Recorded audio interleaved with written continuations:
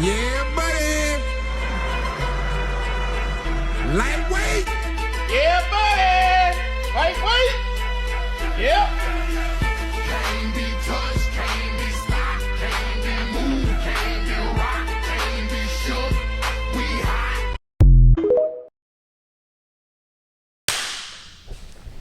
All right, and welcome to episode 5 of F.A.W.B, F.A.W.B, Forever a White Belt. And today's focus is going to be about training, mostly the different applications people do with training and the importance of it and whatnot. And The implications. implications, that's the word I was looking for. Thank you, Steven. Yes. But before we get to that, let's just kind of kick things off with, a good checkup on how you guys are doing. So let's start it off with Steven. How things going, Steven? Pretty good? They're going well. Still a university student. Barely into the beginning of my senior year, and it's kind of ramping up. So spent a lot of time. I was actually late for training today because I got caught up doing a paper. I looked down, and hour and a half had passed by, and I didn't even notice. Calling you. I'm like, Steven, where you at? Oh yeah, I felt terrible. We need you here, buddy. Yeah, but I made it for the podcast. That was good. Yeah, I got to roll appreciate you being here. with Adam. That was fun too. But yeah. How about you, Buffalo Joe? How you doing? My brain is fried most days. Yeah, I'm a university student, and I'm taking like accounting and math, and then like this digital technologies class, and then 3 other business classes, and my brain is fried most of the time because those 3 things I'm not good at. You know what I mean? I don't know much about computers. Accounting requires a lot of memory work, and then of course math also requiring a lot of memory work. And when you're working with a fried brain already. Yeah. I'm really trying here. Yeah. It's and I'm just now starting to get back into training, which is really awesome because when that piece is missing from my life, my mental health starts to get a little worse, and I start to feel a little. Everything's off. Yeah, everything just doesn't feel right. Like, we joke around like I haven't punched you in the face in a while, but like it's needed. It's really kind of needed. It's a little underlined there. Yeah, No, and feeling like I'm part of a team and stuff. But I'm coming back slowly. I rolled a little today. I rolled yesterday more than I have in a long time, and I showed up to our striking class a couple of times. Yeah, this you week. did. And so You got it in quite a few rounds this week too. yeah, so like I'm not back to full power yet, but I am doing stuff On the and mend, for sure. Yeah, I'm happy about it. That's awesome, man. Well, we're glad to have you. Things with me have been pretty good. I don't know why I'm having such brain fog today, but I've been kind of out of it today. But the whole week's been great. Training's been awesome. It's been, we've been ramping it up because I got a match next weekend, September 14th. I think when this comes out, the match would have happened yesterday. Yeah. Right, because we filmed these a week prior. But yeah, I'm just excited for that. I'm looking forward to it. A lot of good things in the future for us, I feel like. So how do you feel about your body and your training up to the the fight is coming up? So Leading up to this event? Yeah. I feel good. I feel strong. I mean, have not competed yet at 195 pounds. I've always competed in either heavyweights, and the lowest I've competed at is 205. Yeah. So, even though it's only 10 pounds, I haven't been this light in years, man. Yeah. Probably forever. So, Yeah. but the training's been good. I've done it really smart. I'm not really cutting weight. The only thing I got to cut for this fight is probably 5 pounds. Sure. And I'm doing that this week, and it's just moderate diet, Yeah. But nothing too difficult. I feel strong. I feel good. Mentally, I feel like I'm there. Outside of today, all fogged up, but Yeah. it just could be from a lack of sleep or whatever, So coming off the last fight you had, you told me that you felt that not getting enough heavy bag training had an impact on your power punching. That it did. I feel like, you do need those rounds where you're going to just hit the heavy bag and just hit as hard as you can for as long as you can. And the fact that we don't like have one hanging up, I feel like that's one area that we're lacking. Sure. Good thing for the competitions I'm doing, they're 3 rounds and they're only 2-minute rounds, so it's 6 minutes. Yeah. So don't get me wrong, you get tired in 6 minutes, you can get tired in a minute, right? But in terms of power punching, that's really going to affect me, the longer a match goes on. Yeah. But yeah, it is one of those areas that I noticed in my last match. I'm like, hey man, what's up with these power punches? Why was that kind of lacking? If I can pick out something that was really lacking, I feel like that was one area that needed improvement, was picking up that stamina for those really power shots I was looking to land. Yeah. No, I said last week, and I kind of dissed like bag work. I did, but it was because I don't feel like I got any better at playing the game. Right. At playing the game of striking another human being with a moving target. That you definitely need to have a combination of the two, and when you go into the training, there should be a method to it. There's reasons why you use pads. There's reasons why you want to spar as well. And there's reasons why you want to hard spar and why you want to do light sparring. Yeah.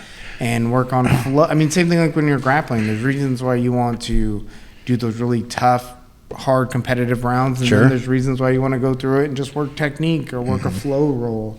There are different aspects you get out of that training. So it's important to isolate your training to really enhance whatever technique you're trying to work on at the time. Yeah, I'm not trying to knock out any of my training partners. I'm not trying to use... Really? I'm not trying to... That's surprising. I think some guys here might disagree. I don't... You punch hard sometimes, man. I do. You just walk into it, I swear. You do walk into it sometimes. Yeah, because I lead with my head. I'm like, come on, man. I do that. Maybe that's what's going on I today. definitely do that. But the other thing is like... I broke, those punch bag things, and I always like get 930, 950, you know what I mean? When I'm like, counter rotating and throwing body weight into it. And I broke the record in 3 different states and 3 different machines, At 3 different bars. I hold the record. Listen, no. It was, the state fair, bro. One was at, like literally in this, Hooters? No, do they have those? They probably do. Anywhere there's beer. Go. But it was it was literally in one of these an arcade. It was like in an arcade down in California, man. And it was like a regular, like everything else. Like a Dave and Buster's? Yeah, something like that. And I was like, they have this here, which is weird, right? And so like I broke the record, and then I like Wait a minute. By the mean you broke the record, they keep a record? They keep a high score. Like on the machine? On the machine. Okay, so you didn't they didn't take your name or anything? Oh, no. It's just like a high score in a video game. They like give you a plaque and a It's t-shirt. a high score in a video game. You also You know got what I mean? second place in Mrs. Pac-Man that day. Yeah. Don't forget that part. Yeah. But my point is, like, I don't hit people that hard. You know what I mean? Like I've never hit anybody that hard, and I've wanted to hit you that hard. Oh yeah, no. But if I tried, you would just move your damn head out of the way. I would do my best for sure. I don't want to get hit like that. Heck no. Those fat hands. Jeez, ooh, they're not pillows. They're not sure. It's like big old stones coming out of your head. Yeah. You're really good at getting out of the way and striking, and that made me have to like. Oh, all that power doesn't mean anything if you can't land a punch. Precision over power. Sure. You know what I mean? You can't hit anything. Well, there's other implications too. I mean, I have hit people that hard. I have. And then the next thing I did was get a bowl of ice to put my hand in. Yeah. Thankfully, the fight was over and I could do that. But out there in the this is a great segue too into something I wanted to delve into. Segue. was the implications for training in real world application. When we're in here and we got headgear on, I do that sometimes. We got padded hands. Wrist wraps. Sure. Padded floor. Like what that translates into in the real world is some really risky behaviors. I remember getting into a fight not that long ago on the streets in Klamath Falls with a guy, and we were out there there like on the sidewalk. Hold on a second. How old were you? I was 41. What was a 41-year-old man fighting someone on the street for? Oh, man. Well, since I lived there, Like, All right, you know what I mean? Look, man, that was my home. We're fighting for turf. These hands are ready It was to eat, that, bro. Anyone can You know what I do mean? that. He said something, I didn't like it. you know. I thought he Turning said one of something. those. Yeah. I was in a bad way back then, that's for sure. And yeah. I mean, as long as I continue to keep telling stories the about my sandwich past, I you're going to get wanted. a pretty clear picture of the crackhead that I was. But suffice it to say that words were exchanged, and then there was no more room for reason. So Sure. he started throwing punches. I actually think I threw the first punch because he came up to into my space. I was like, oh, Yeah. I It's gotta that do old something here. karate saying, you know? Yeah. Hit first, hit hard. But Strike first, strike Strike first, strike hard. you know, I like to throw straight punches. It's just how I was taught, and it tends to work. And I was throwing a lot of hooks, and I realized too, because this happened before in the past where I got in fights and guys have broken their hands on my hard head. It's different when you don't have a padded fist. I actually broke my hand in a fight in jail as well. Same sort of situation, and so I just didn't even attempt to block. I just kept leaning. You know what I mean? My head into his punches. I kept throwing straights, and he, it took a little bit of time with all the adrenaline and whatnot that typically takes place, but before too long, he didn't want to fight anymore. And I was so sucked up and tired and sick at the time. I think I literally had a blood infection at that point in my life, but he just broke himself on my head. Yeah. What a way to win a fight, man. You know, Nate, you always bring it up. You always say that like real fights are chaotic. They are. I think all fights are chaotic for sure. And you know, I too was fighting over something really, really stupid. You know what I mean? And I had this roommate, man, and he was an Army medic, and I was in the field artillery, and so when we were civilians, we were like, you know, let's get a room, like not a room, but like a 2-bedroom apartment we could half the rent. You know what I mean? And it was Veterans Day, man. We were both kind of in our feelings, and he was really drunk, and he punched a hole in my door, and so like, and here's where it gets really weird, right? When there's no rules, things work out very different than they do when you're in your dojo or in your gym. Yes. Right? Yes. And so like, I opened the door, I started tagging him up like immediately, and he rushed in, and I tried this Aikido handlock, and this is why I fucking hate Aikido, because like, Because you weren't good at it? I was not good at it. I'm not good at it, so I don't like it. So you know, and this particular technique requires me to use 2-on-1, like 2 hands on one hand, right? Sure. And then drag him down. And so I tried to grab his hand, and he punched me in the face.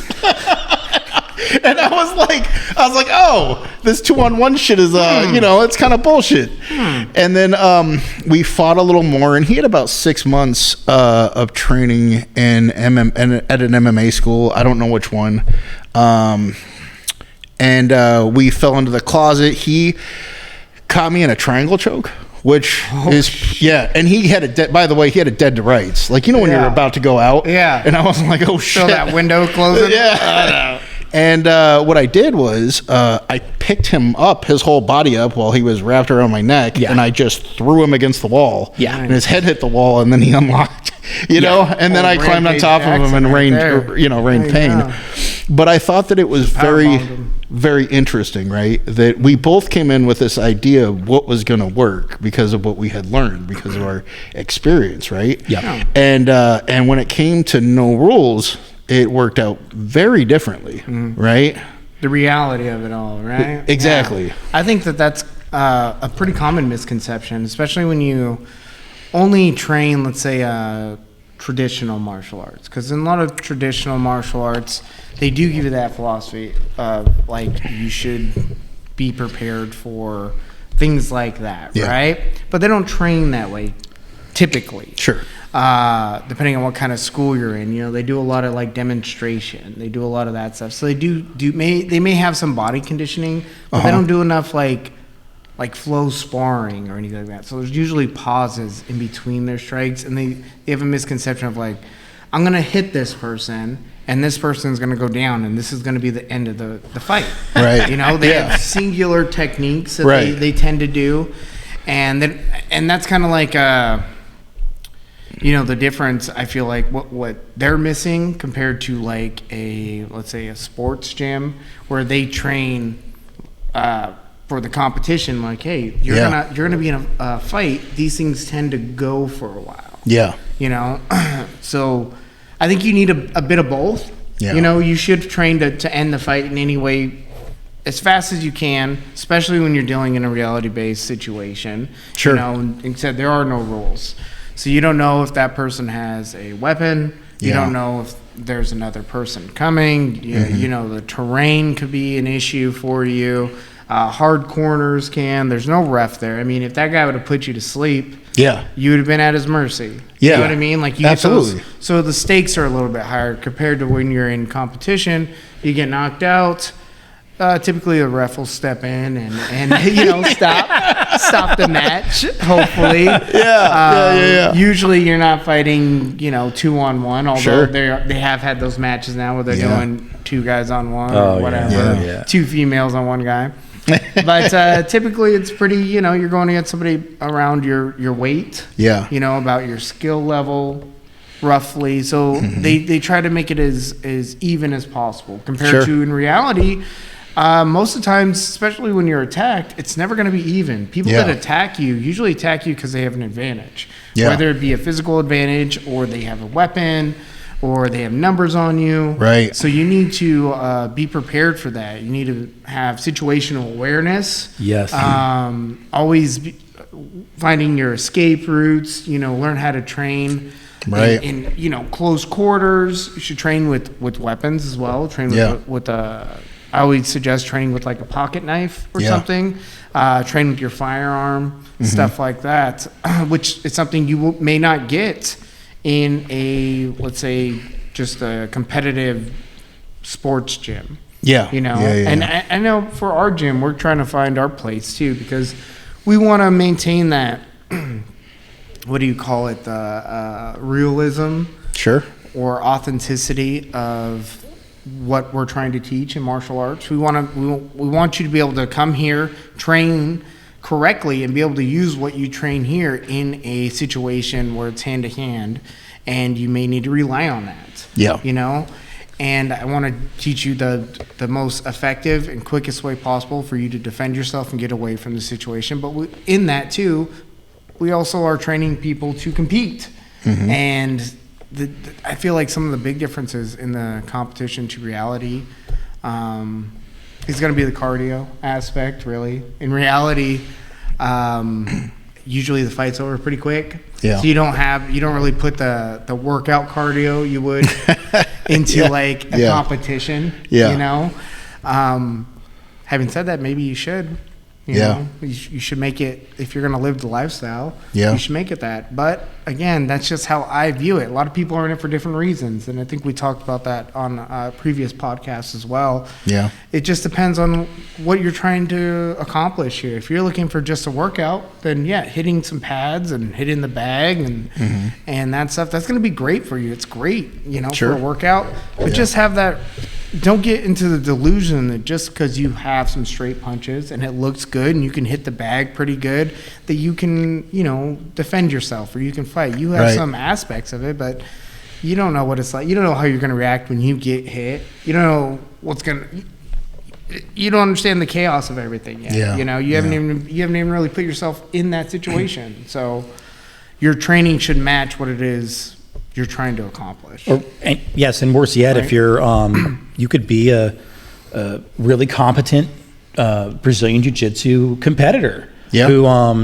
who, you know, doing it for years and years. And if you find yourself on the street and you've been training for all this time, not defending strikes to the face while mounted because Yeah. you've got all these escapes and you never have been threatened in that manner, and Yeah. somebody does get on top of you, next thing you know you're getting punched in the dome. It really calls into question the efficacy, like the What if you're getting stabbed? or that, yeah. Jiu-Jitsu is one of those things too. It's like the guy has a knife on him. I don't know if I want to get tangled up with the guy unless you can trap that knife against your body. But One of the best Did you things ever to do see? is Did try to you, hit him and get away. Did either of you ever see the? It was like they took some YouTube martial artists. One guy was a fighter. One guy's a black belt in jiu-jitsu, and you know, there was a black belt in karate, and they're all like famous YouTubers that, like, you know, and they had this like this self-defense like competition. Yeah. Right? And you know what was crazy is all those guys can fight probably better than I can, right? I think so. None of them escaped the knife. All of them died. Oh yeah. Yeah, the fighter, the UFC fighter, dead. You know what I mean? The guy that was a cop and you know, dead. You know, like all of them. And so, you know, I had this cousin, the guy that actually got me into Brazilian Jiu-Jitsu. I always say that my first jiu-jitsu class was here in Vancouver, but that's not true. I took one class at Brazilian Jiu-Jitsu of Olympia, one time, one class, and then there was a huge break, like years and years and years. But this guy, he got in a fight with a guy that had a machete. And he Sword, man. yeah, no, really, no. And somebody's coming at you with a machete. Yeah, and you can't even close the distance with that. yeah, well, he did. Oh, really? Yeah, he got in a grappling Wow. range. He got in a grappling range, and he essentially got gutted like a fish. You know, so he has this scar, or he had this scar. He passed away, but he had this scar that went all the way down. You know, and he was grappling with this guy that had a machete, and he was just getting cut up. You know. And it's one of those things where I think about, you know, and I'm like, dude, even if I could win something like that, I would try to avoid that as much as I could. Oh yeah. Oh yeah. You know what I mean? That's the thing too, and I feel like sometimes especially with some of these like weapons defense things, Yeah. I feel like a weapon defense is like a last case scenario. You know, Right. like if somebody's gonna stab you and you can't run away, attempt this sort of thing. Right. But the whole philosophy that I've always been told is if you're dealing with somebody with a knife or something like that, expect one person to end up in the hospital and one person in the morgue. Sure. Like you're not gonna walk away unscathed. Yeah. You're gonna get punctured. You're gonna get slashed. It's a life or death situation. And I also think that is something to touch on a little bit too, because the stakes are higher. Yeah. You know what I mean? So you have that adrenaline that starts pumping through. I know because I've done both. I was a bouncer for 12 years where I've dealt with real life altercations Sure. where people had the intent to harm me in more than just like, hey, I'm going to knock you out. Sure. You know, like these guys were trying to kill me. Yeah. And the intensity is a lot higher than like, hey, we're going to go and do a competition. Sure. You know, you have to almost place yourself mentally when you're going into competition like, hey, this guy's going to really hurt me or this guy's going to kill me, compared to when you're in real life. There's no placing yourself. You know, like, no, this is a real situation. Yeah. And I think that also has like further implications when it's over. You know, you get the PTSD that you got to deal with from a lot of that stuff. I'm sure you guys can Oh yeah. Yeah. what is it? Relate. Thank you. Brain fog, right? It's all good. It's all good, Maybe I man. was getting hit in the head a lot. It's catching up. I don't know. Maybe some headgear isn't such a bad idea. But yeah, you guys can relate a lot to that PTSD stuff. I mean, I've been shot at before too, in just from work. You know, being at work and trying to get some people off the property didn't want to be there, and you get to an altercation, they want to pop some rounds off at you, or somebody wants to pull a knife out, or you know, you're dealing with more than one combatant, and that's terrifying. You know, that's when you're, even if you are trained, when you're in those vulnerable positions against, you know, multiple combatants, it's a helpless feeling, you know, and you should have that understanding when you're going into this as well, like in your training. You know, I'm not gonna train you and give you this delusional thinking of like, hey, this is how you beat up 5 guys. Like, no, buddy, I've been jumped by 3 guys. Yeah. It's not gonna work like that. Like, there's concepts you can give people. Try not to fall down. Try to line people up. Move around if you have the space to do that. Yeah, don't stop moving. Don't stop striking. If you can grab things and throw things, do that. Grab. You know, there's things that you can try to like install in people, like as concepts that that maybe they wouldn't give you in a competition gym, you know, because they're not dealing with multiple combatants. Yeah. You know, so that's also some of the just like the difference in the training, I feel like, too. And you should, again, in your training, why not train for reality? And in that reality-based training, you can compete. Yeah. Like if you're training correctly, you can also train to compete in the same, like, and still accomplish the same goals. Sure. I don't understand why they have such a split in the two. You Well, guys I feel think that there's way? been some changes, really in that regard. So you have your combat jujitsu, for example, that's relatively new, and is kind of trying to bring back some of the old stuff by having palm strikes and slaps to simulate, you know, it's the stuff that we were watching in the Gracie videos from way back in the day. Yeah. And then you have you know, just some innovations across the board in martial arts, especially the stuff that's been broadcast, that's reflecting exactly what you're talking about, kind of a desire to get back to the heart of martial arts, which is self-defense. Yeah. And I think Doesn't too, martial arts, isn't that the art of war, right? Martial means war. Yeah, but so there was a lot of other things back in the day that used to fall under the martial arts banner, right? And so it wasn't like, it was hand-to-hand grappling, archery, horseback riding, right? Like these are things that like no jiu-jitsu school is going to be like, hey, yo, do you got a gun? Like you should practice with your gun, right? Like I don't like, and that's part of this stuff. Like that's part of like what you can use, like to protect yourself and your family, right? And so I don't know. It's very interesting too, because like a jiu-jitsu practitioner back in the day, like how would they test themselves, right? So maybe like today, there's jiu-jitsu tournaments, right? But before jiu-jitsu tournaments, they had the UFC 1. Right, so they practiced against, or they just walked into a school and was like, "Let's do this." I believe that's what it was. It was, we're gonna go and fight, and I think that's why you see a lot of like early jiu-jitsu being a lot more like practical. Sure. It was really, you know, jiu-jitsu comes from judo, so it was a lot of judo base. A lot of their stuff was, I would say, a lot more rigid in even like the submissions. It was like Americanas, Kimuras. Now you're seeing like a lot of inverted stuff. Yeah. You know, even some of the guards they have today leave you pretty vulnerable when there isn't that striking element. You know, there's positions in jiu-jitsu. Butt scooting. Butt scooting. You know, guys go straight to their back before, compared to even in earlier days with Gracie Jiu-Jitsu, they didn't just fall right into guard. Yeah. You know, they didn't want to be on their back. Yeah. I mean, they had submissions from their back, which ended up catching people, but the whole concept wasn't to go straight to your back. And nowadays, it's like, yeah, no, go ahead and jump right in my guard, because they're not worried about getting stomped on. They're not worried about getting punched. I think that's why mine and your jiu-jitsu is so different. Like your first competition was an MMA match, right? And my first competition was a jiu-jitsu match, right? And so like it's different how it evolved over time. And it was until I met you, like we practiced like kickboxing and we practiced jiu-jitsu separately, right? So to bring those two things together, right, we never did.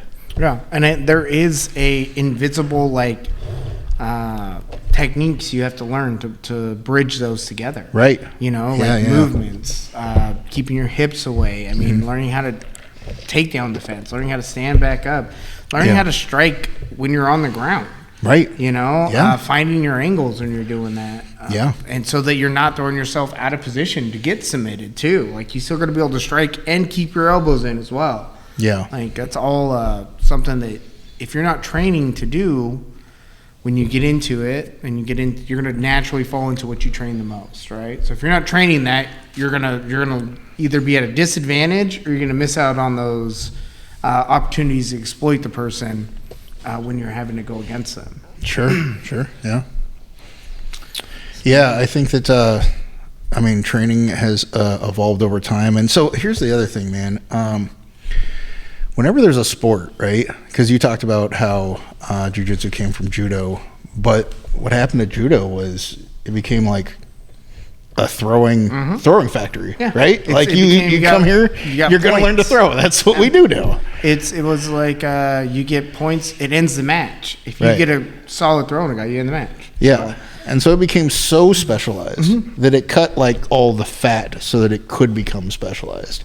Right? It's They the same ended up boxing it in, kind of like Yeah. they did, with karate. They did that. Taekwondo. Yeah, they ended up Yeah. becoming sport orientated. So that's like Yeah. now when you put rules on the art, it can be exploited. Because if you don't train that and somebody does train this, then you're going to be at a disadvantage. So do I'm sorry? Oh, do you think that that is the same thing that's happening to jiu-jitsu today?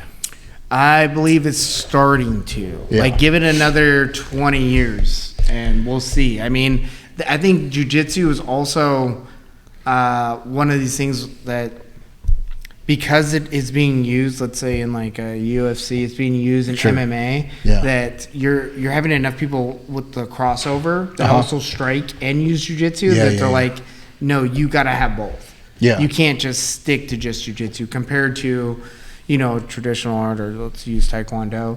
If you do taekwondo, Yeah. you'll never do jiu-jitsu.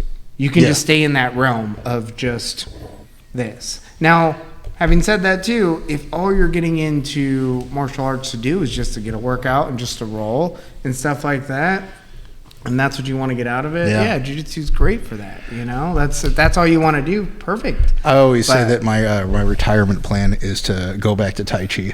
There you go. I think it's a lot of guys. Listen, when my body's so beat up, man, all I want to do is just, I'm close, man. I'm Yeah. close to just my chi has been off. Yeah.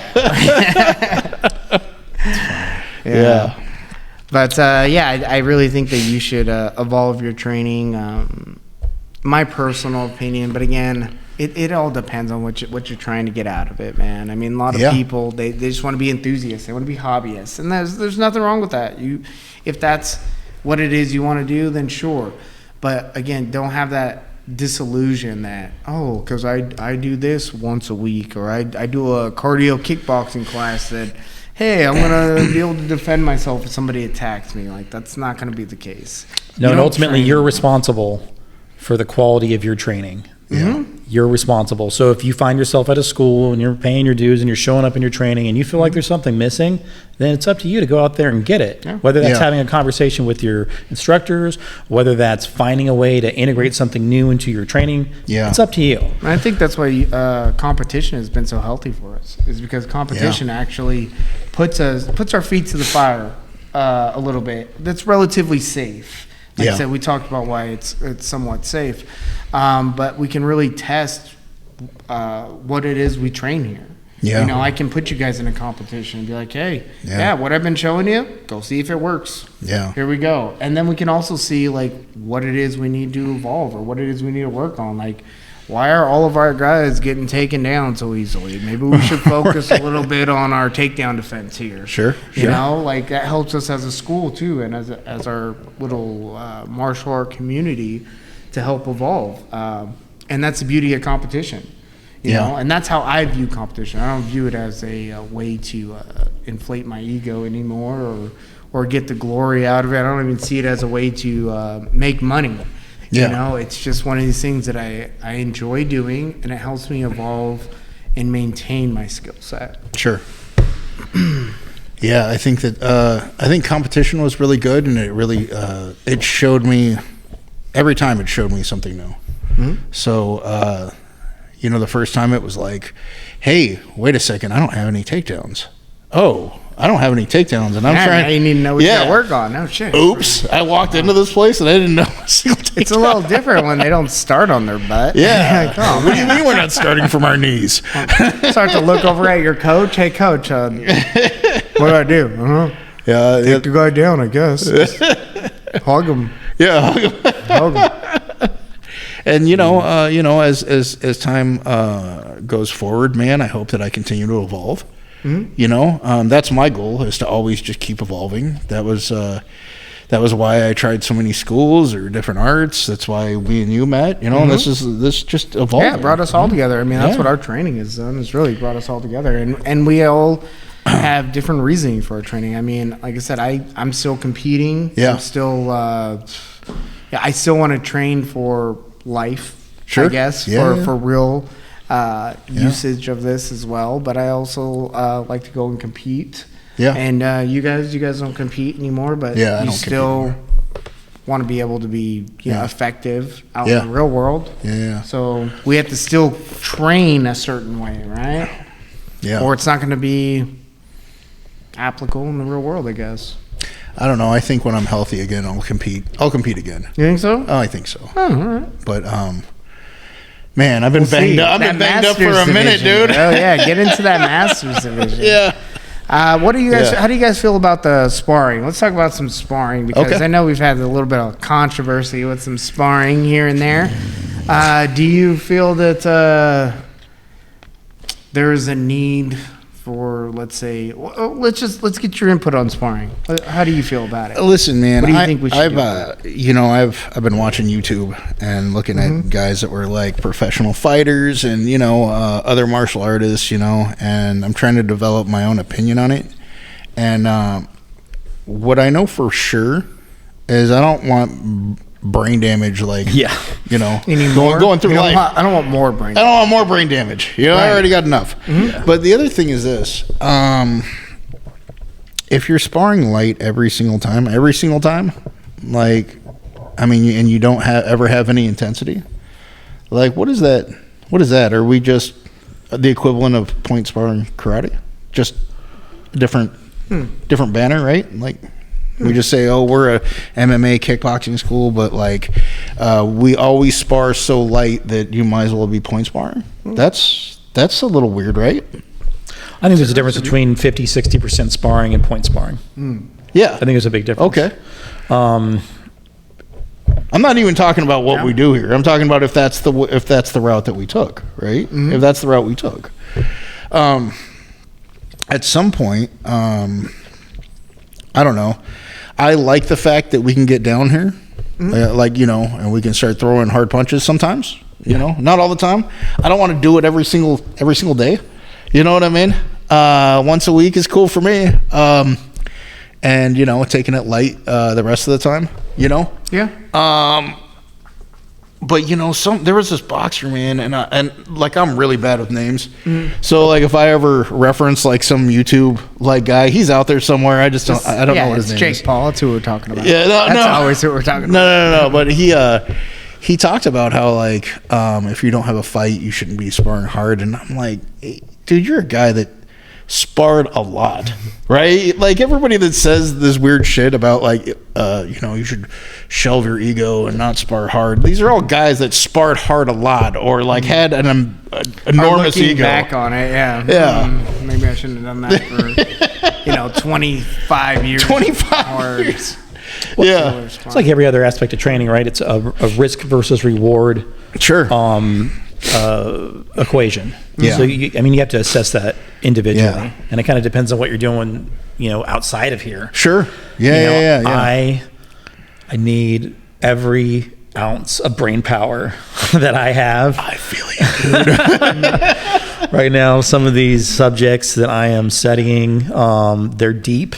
It's uncharted waters, and I might go on to graduate school where it's going to be even more, challenging. So Listen, man, I've been looking up, graduate school too. And, first of all, guys like us are not supposed to graduate. That's we're not supposed to. Guys like us should be in a fucking box factory somewhere. Yeah. You know what I mean? stamp out. Being general labor or something, I can see you guys doing that. Yeah, 16 cents an hour, stamping out plates. That's Easily. Listen, man. That's right. Yeah, furniture assembly line. Yeah. Yeah, what I'll say is Moving boxes. moving boxes, bro. You guys had the That's what I was. I was working for UPS when I first see? came up here. I used to load freight for Target. I was loading boxes into back of cars, man. Yeah, semi trucks, man. Just building walls. Why not? Building walls. Why not? Yeah. So I understand where you're at with it. You know what I mean? And I'm not suggesting that you have to spar hard, at all. I'm just saying that for me, personally, it's hard for me to spar light every single time. Fair enough. And if I do want to compete, I don't want to be so far behind the curb. And the reality of it is I discovered this kind of stuff a little late in life. I was 33, and when I finally discovered like jujitsu and kickboxing, where I decided to take it really seriously, you know, and so I discovered it a little late. And you know, so the one YouTuber that I will remember is Jujitsu, right? When I was a brand new white belt, man, there were so many questions that dude answered for me that it was really cool. And one thing that I didn't take into account, right? And he was like, you know, your body is a finite resource. Like, it's gonna burn up eventually, right? And I did not care about him saying that when I was 33. 7 years later, you know what I mean? I'm pretty banged up. And I'm like, I don't know, man. Like, I'm not training twice a day anymore. I'm not training 3 times a day, you know? Like, maybe once, maybe 5 days a week. Like, that's, you know, that's good for me today, you know? Yeah. But anyways, so yeah, my training is modified over time, depending on injury. And it's all what you want to get out of it, like we were saying. Yeah. And it really does depend on the risk versus reward, like you were saying. I also think that's a great analogy. Yeah. Risk versus reward. When it comes to sparring, I guess, the way I look at it is, if you're somebody that has zero experience, meaning you've never been in a fist fight, right? You've never been in a competition, you don't know what that feels like. When you come in the door and I'm training with you and it's your first day, I'm gonna tell you, hit me as hard as you want to get hit. Okay? Yeah. There's reasons behind that. Sure. You walking in the door may not know that, but I'm trying to figure out a couple things about you. One, trying to figure out what your mentality's like, right? There's some people that walk in the door, even with no experience at all, no fights, they're aggressive. They're just naturally aggressive. Like, they have no problem putting hands on you. Yeah. There's other people that walk through the door, and you have to bring that out of them. You have to put them under duress for them to actually throw a punch out. Sure. Even though you're telling them, you have that conversation with them, right? Yeah. So you have to kind of like hold their hand and bring them into the water. Yeah. I also think, like, you need to, if you have no experience at all, you do need to know what it feels like to get hit. Yeah. Like, because you need to know how you're going to respond. You need to know, like, oh, that's what it feels like to get hit. And it rattles you. You have a stall moment. Yeah. Where, like, oh, shit. Not to say you should be taking constant damage. Sure. Like, you're probably not here for that. Especially if you get into it, like you said, in your 30s or your 40s. Like, you're really not looking to go pro right now. No. You're not trying to do, you're not even looking to compete really. But if you're looking to defend yourself, then you should know, like, I'm not going to sell you on teaching you, oh, you're never going to get touched in a fight. Like, they're chaotic. So you need to know, just like in jiu-jitsu, you're going to have to do some hard rounds, because you need to know what it feels like when somebody's not being compliant with you. Sure. You need to know what it feels like when someone's trying to come at you and they're throwing more than one punch. Yeah. And how to move offline. I mean, there's subtleties in sparring that you need to be able to adapt to be able to defend yourself. Yeah. Having said that, again, if your whole purpose in here is just to get a workout, maybe just to get some concepts on how to defend yourself, then you're not going to be banging, all the time. You probably shouldn't do hard rounds more than, once or twice a month. Yeah. And by hard rounds, I mean no more than 80%. And by 80%, to even break this down a little bit further, I mean, I may hit you. I may stick you with one, but I'm not going to follow up and hit you with like 2-3 punches and try to knock. My intention isn't to push and knock you out. I'm going to hit you with one, let you feel that rattle and pull off, and then I'm going to go back to, tapping you, hitting you with some flow. But I'm also not trying to just touch you so that you develop some bad habits of like, oh yeah, I'm okay with just leading with my face. It doesn't hurt when I get punched in the face. I'm not. Like, I want you to know, like, there's a consequence for you fighting with your hands down. So get those hands up, or you're gonna feel it. Even though like I came in and I had probably more street fights than a normal person when I came in, I still flinched. Yeah, when we put on the gloves. If you're not used to it, because there's a difference between some anger that like a fight burns out in a minute, right? And then doing a 3 to 5 minute round where you're constantly like, your brain gets a little fried when like these are punches. Oh my God, there's a puzzle. Oh, I got to act fast, right? And the closest we can get to training is emulating a real altercation. We can never fully match that because my intention isn't to harm you. Yeah. So we can't match that intensity. I can't actually like put it there, but we can emulate it. And part of that emulation is I'm going to hit you hard sometimes so that you know what that feels like, so you know how to react to that. Yeah. And when you're in competition, you're probably especially leading up to fights, you're going to do some hard rounds. I suggest you probably do like once a week where you're doing 1 to 2 competitive rounds. That's what I always tell our competitors here. Yeah. They need to train at least 4 days a week. Yeah. And at the end of the week, usually on Friday, open mats, we'll do 2 rounds where we're going to be competitive. Yeah. And like I said, I explained what being competitive means. I'm going to hit you, but I'm not trying to knock you out. I'm not going to press on you. Yeah. I'm going to make you work, and we're going to bang a little bit, but we're trying to be as safe as possible. But Sure. I also want to, bring in the deep waters and get you used to that intensity so that when you go into a match, it's not like the first time. You settle in a little bit quicker. You're used to the pace of it. You're used to the intensity of it. I will say that coming back from an injury, I always hate sparring you. Coming back, I think coming back at all, it's always like because listen, like there is some stamina that gets taken off if you take a month and a half off of striking in jiu-jitsu, right? And when you like look at the clock and you're like, oh, I'm 3 minutes in and I have nothing left. Yeah, it's that mental aspect too. You're like in deep waters with the really skilled individual. It puts you into that white belt mode again too. Yeah. Right? Where you're like, oh wow, I've been doing this a while, and I could still feel like helpless at times. Sure.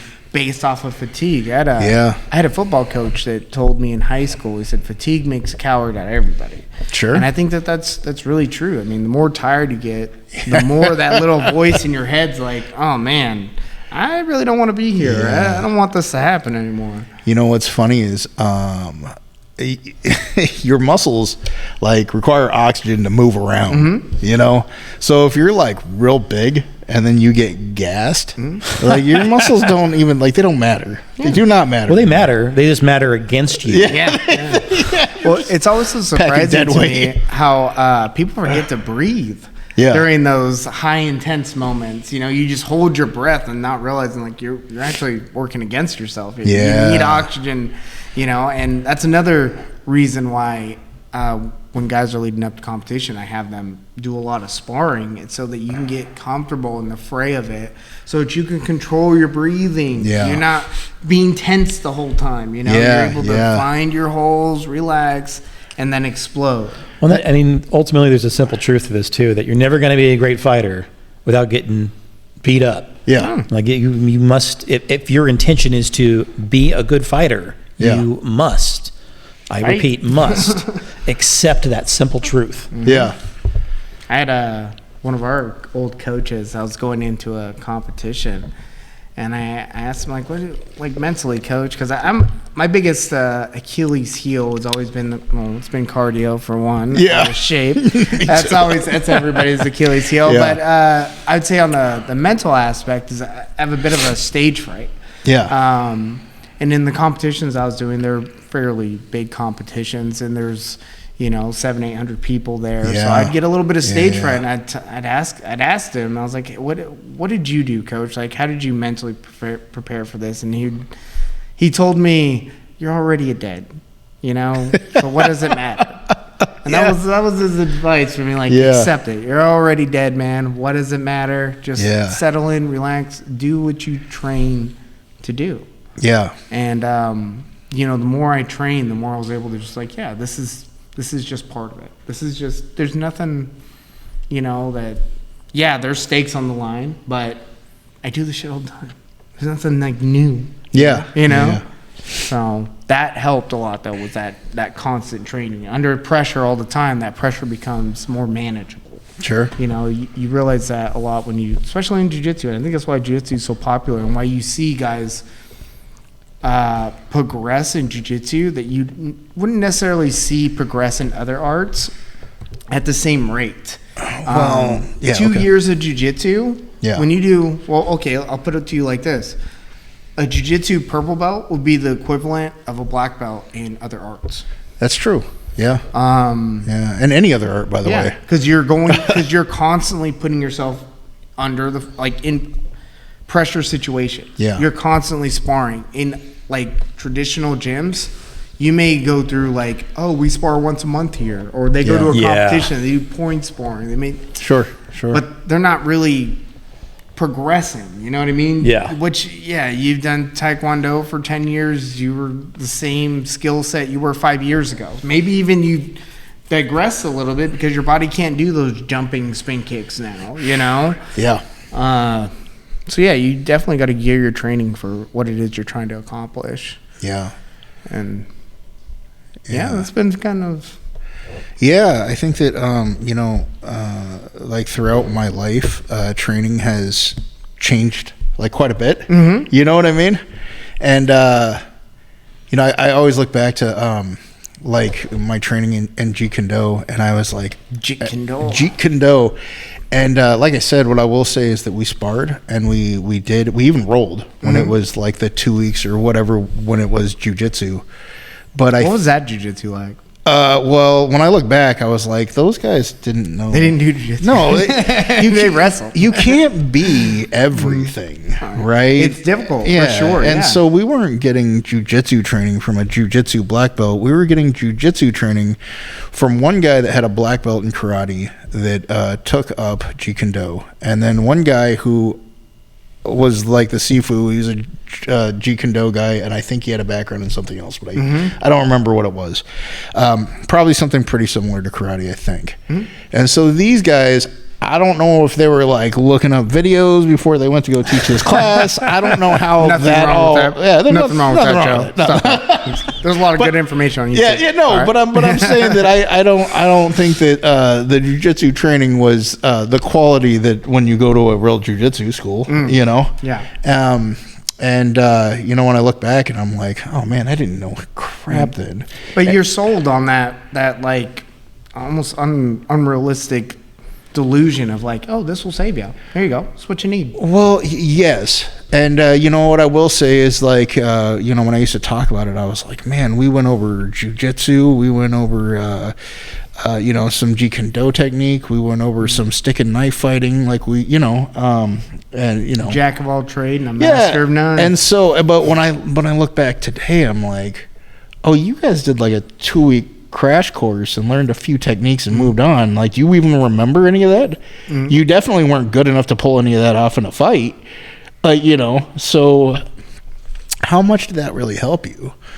And so like, here, like we train, we like try to make sure that, the stuff that we teach you get to use, right?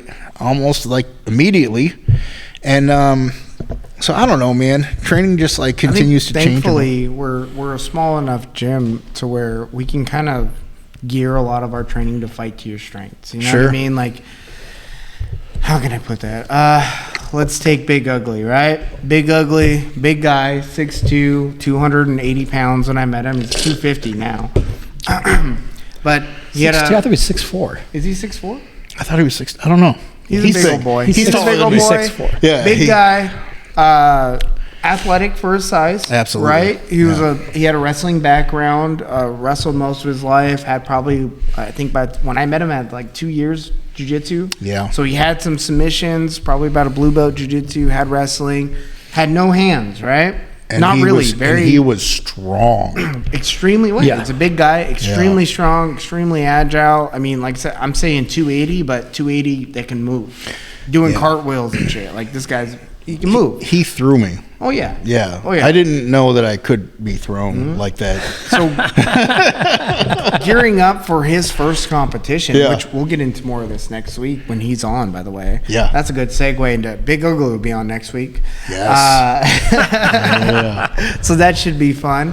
Yeah. But gearing up for his competition, we worked a lot on his boxing, Yeah. worked on setting up his hands, but primarily what we're trying to do is use his striking just to close the distance so he can get a hold of the guy and take the guy down to get to his strengths. Sure. So we're Yeah. able to gear a lot of his training to get to his strengths. Uh-huh. Some of his training we worked on obviously is where he needed help with. But the way we were able to manage that was just, again, work towards your strengths, bro. Mm-hmm. If the guy's really good striker, close the distance, get a hold of the guy, take him down, use your jiu-jitsu. Sure. If he's really good at jiu-jitsu, bro, we'll have to deal with it. We'll deal with the toss-up there. You know what I mean? Because that's going to be your strength. So a lot of our focus, again, when we're training for competition, is we train people to what they're naturally already pretty good at. Sure. You know, and thankfully we're small enough to where we can do that. Individually, when you come in the door, like I said, I get, what are you here for? You know, I spend that first day with you. What is it we're trying to accomplish by coming in? Are you just trying to work out? Okay, well, get in line with everybody else, do what we're doing, you'll get a good workout. You know, if your goal is to compete, then I need to say, okay, well, what can you do? All right, how can we improve what it is you're doing, and how can we develop a way to fight to get you to fight to your strengths, your best possibility. You know, I think what's cool is like we have a lot of people here from that teach from other walks, like many different walks of life, right? So, and you've competed in now boxing, kickboxing, and MMA, and then I've competed in some jiu-jitsu, and then like we've got some Army combatives, and we've got a cop, right? Yeah, we have 2 cops, right? Yeah, one of them is the instructor for a police force, and so like when he, it's funny. Have you ever taken one of his classes? Oh, of course. Yeah. When he comes in, I love his classes, man. There's always some weird like stuff that I'd never even thought of. You know? There's some legalities to it too. Coach likes to throw in, and you gotta be careful because legality wise, you don't want to stomp their head in. Don't stomp their head in. Where I'm telling dudes, if you stomp his head in, you can rip his arm up. I'm just like, you want to be careful doing that. Oh yeah, it's not gonna look good when you go to court. And I'm like, yeah. Oh yeah. There's that. No, but it's a good balance. Yeah, it's so cool to see like the different aspects of fighting, of conflict, right? That come together. You know what I mean? How people manage it. Again, and I think a lot of it has to do with mentalities. Yeah. You know, how you manage conflict is directly correlated to like your mentality. How like if you're a non-confrontational person, you're gonna do your best, or you may even shell up when confrontation comes to you. You may just like fight from it, you know. And if you're naturally a confrontational person, you may go and meet that confrontation. Sometimes you may even push that confrontation further than it needs to go, which again, there's that balance. You don't want to be that guy that's like pushing things further than they necessarily need to go. Fire met with fire all the time is not, it's not the way to navigate through life. Gonna make things difficult for you for sure, especially on that legality side. Right. For sure. Yeah. For sure. Yeah. And tossing, crack in the mix is probably not good either. And you keep, like I said, you keep putting yourself in fire, you're gonna get burned, man. I mean, oh, dude, hand to hand, you got technique, training, all that stuff. But a small child can shoot you, and that's true. Then it's over, right? And the more you put yourself in those situations, the higher probability of something going really wrong. I mean, it's chaos. Yeah. Training does bring some order to chaos, but it's still chaos. Things are gonna happen that are gonna be out of your control. I mean, the best fighters in the world get caught. You know, it would be really interesting if we could scour the internet and maybe talk to some people in town. People that know good knife defense, and maybe come up with the best knife defense that we could find. It's called a gun. It's called. I've got a great story about this actually. Yeah. I back when I was drinking, drinking at a bar. Of course. You know what I mean? And this guy and I had a bit of a confrontation while we were there at the bar, but it got diffused. And then when the bar closed, he asked me for a ride home, right? And I, of course, was driving. So I was like, sure, why not? I'll give you a ride home.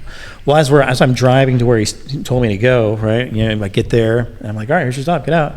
And he doesn't want to get out of my van. So I'm like, dude, get out. And he hops out. But as he hops out, he grabs the machete that was like in the center, like rummage area of my van. He's like, did a lot of, various odd jobs, had a machete along a bunch of other stuff in there. No, it was odd just, jobs. it's normal. Yeah. It's normal to have rope and machete and gloves right there next to the driver's seat. Yeah. So, and I'm like, like this freaking guy, right? I'm like, I took you where you wanted me to go, put the machete down. He starts like, I'm outside, I'm on the sidewalk. Oh, geez. He comes at me with the machete slowly. Yeah. So I pull the pistol out of my back pocket that I'm carrying, and I'm like, dude, put the machete down. I'm going to pump 10 into your chest. What are you doing? Yeah. And I paused, and I saw what was really happening there. Maybe I was, You had some clarity. I had a moment of clarity. I'm like, this dude's drunk. He's depressed. Yeah. I know what that feels like. Yeah. And I just like slowly approached him, and I gave him a hug, took the machete out of his hand while I gave him the hug. And that's when I stopped carrying a gun. Really? Yeah, because I figured out I didn't really need a gun. That's crazy. 'Cause Yeah. I started carrying a firearm Yeah. after I had a situation when I was shot at and I didn't have a firearm. And I was in an alleyway. This guy ran around the alleyway. We were in, the kill funnel type thing. Yeah. Me and my buddy, and we were getting some guys out the back. It was at a club I was bouncing, and we're getting the guys out the back, and we're getting them into their vehicle. And the guy that got into a fight in the bar, he ran around behind the bar, had us trapped in the alleyway. Popped off a full mag at us. We dipped behind this garbage can. I had nothing to throw back at him, and I was like, "Yeah, this ain't happening ever again." And then, that's. But again, two different. Sure. Two different experiences. Did you even think about telling him that you were a black belt in karate? Yeah, I did. I was like, "Hey, man, why don't we just grapple?" Slap and tap or something. Slap and tap, yeah. Just butt scoot towards him. Yeah, You know what I mean? exactly. Towards the gunfire, Yeah. I was gonna tap out right there. Never mind, I quit. Ref? Oh Ref. man, I've done that before at a gig. It was a quinceañera. A what now? A quinceañera. What is that? A quinceañera. I don't know what that is. It's It's a 15-year-old birthday. A bar mitzvah? No. It's for Mexicans. Oh, okay. But okay. they have to be 15. Okay. Latinas And for Latinas. Oh, okay. Quinceañeros are for boys. Oh. For Spanish and Okay. I don't want to teach you Spanish right now. We're not that much time. Anyways, it was this quinceañera in Toppenish, Washington. You know what that is, right? And there's a lot of gang activity in the area, and there's a big old gang fight. There was another gang that showed up to the quinceañera, and the police showed up, and we're like, hey, it's only 10 o'clock. Like, there's only two of us. And there's only supposed to be 100 people there. There ended up being 200 people there. And then another gang showed up. So we're like, hey, we're closing this bad boy down. And the owner of the dance hall that they rented out was like, no, if we close it down, I lose my deposit. So I can't close it down. And we're like, we're not standing here with, gang. Battle of Five Armies. Exactly. We're having all this. There's two of us here, bro. What do you want us to? And it's just like, what are we even supposed to do here? Like, the police end up leaving. They're like, yeah, shut it down. And then they left. Yeah. And we're like, okay. And he didn't want to shut it down. So we're like, so we had to and make that decision. Okay, well, then you take care of the situation. And situational awareness. It all comes down to that. You have to address every situation on its own merits and then make a decision. Yeah. 100%. Yeah. Well, I think we hit that hour mark. Things coming up. Let's see. When this episode comes out, I've already done my competition. So hopefully when you see me next week, I'll have a W, or it won't be too badly beat up. Next week, we'll have on Big Ugly with us. That'll be September 15th. He'll be here. And then September 21st, we'll be going down to Street Beefs to do their competition events. I believe we have Mighty Matt and the chef in there. And I'll also be competing in that event. So I'm going to do a match next weekend, and then a week after that, I'm going to do another match. That's awesome. And we're just going to, we're going to keep this ball. And then sometime after that, we'll have our hug-based knife fighting defense course. Yes. Hug-based knife fighting defense. I like this. Knife fighting soon to I am come. coming for the hugs and not the knife fighting. That's it. That's it right there.